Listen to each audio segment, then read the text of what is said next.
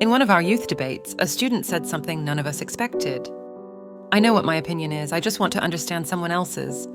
The whole group paused, because that sentence, in 2025, in a world full of noise, outrage, and opinion battles, felt almost radical.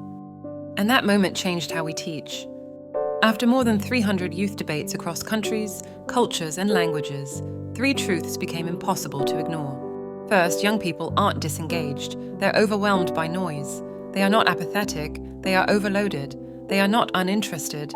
They are overstimulated. Second, they aren't divided. They're trying to figure out whom to trust. Their caution isn't polarization. It's self-protection. Third, they don't lack strong opinions. They lack spaces where thinking feels safe. They need places where they can question themselves without being shamed for changing their minds.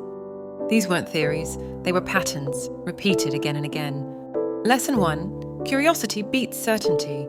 In every session, someone asks a question that shifts everything.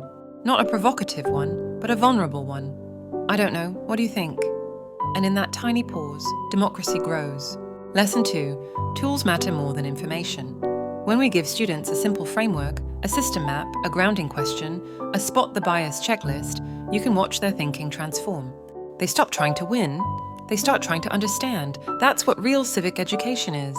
Lesson 3, democracy is learned through practice, not theory. Democracy is not a chapter you memorize, it's a muscle you train.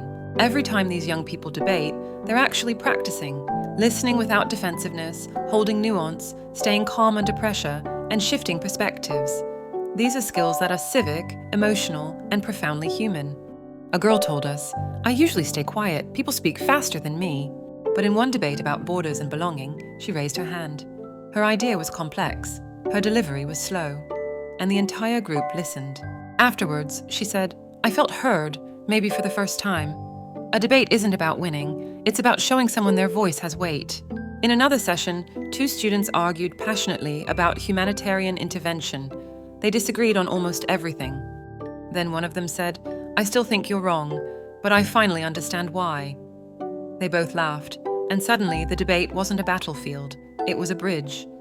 A young man from Italy sat quietly through most of a discussion about freedom of expression. Then he said, "I came in believing one thing, now I see it differently. I didn't know I was allowed to change my mind." The whole room froze. Because that sentence, that tiny, brave admission, is the foundation of every healthy democracy. So after 300 debates, here's what young people have shown us. They don't need more content, they need more questions. They don't need to be told what to think. They need space to practice thinking. They don't need perfect answers. They need the courage to stay curious in a world trained to reward certainty.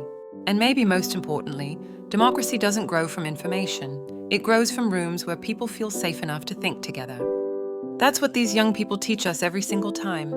If you want to bring these debates into your school, team, or community, you can download the tools and kits from our resources hub.